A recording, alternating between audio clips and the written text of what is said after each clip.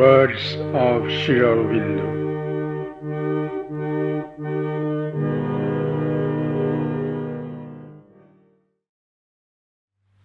On equality. Equality is the chief support of the true spiritual consciousness, and it is this from which a sadhak deviates when he allows a vital movement to carry him away in feeling or speech or action. Equality is not the same thing as forbearance, though undoubtedly a settled equality immensely extends, even illimitably, a man's power of endurance and forbearance. Equality means a quiet and unmoved mind and vital. It means not to be touched or disturbed by things that happen or things said or done to you, but to look at them with a straight look, free from the distortions created by personal feeling, and to try to understand what is behind them, why they happen, what is to be learned from them, what is it in oneself which they are cast against, and what inner profit or progress one can make out of them.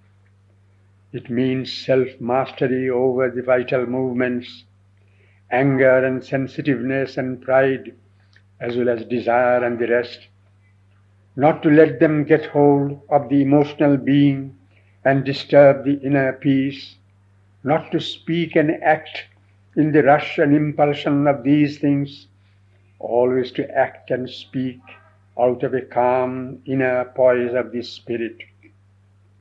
It is not easy to have this equality in any full, perfect measure, but one should always try more and more to make it the basis of one's inner state and outer movements. Equality means another thing, to have an equal view of men and their nature and acts and the forces that move them. It helps one to see the truth about them by pushing away from the mind all personal feeling in one's seeing and judgment, and even all the mental bias. Personal feeling always distorts and makes one see in men's actions not only the actions themselves, but things behind them which more often than not are not there. Misunderstanding, misjudgment, which could have been avoided, are the result. Things of small consequence assume larger proportions. I have seen that more than half of the untoward happenings of this kind in life are due to this cause. But in ordinary life, personal feeling and sensitiveness are a constant part of human nature and may be needed there for self-defense, although I think even there a strong, large and equal attitude towards men and things would be a much better line of defense. But for a sadhak to surmount them and live rather in the calm strength of the spirit is an essential part of his progress.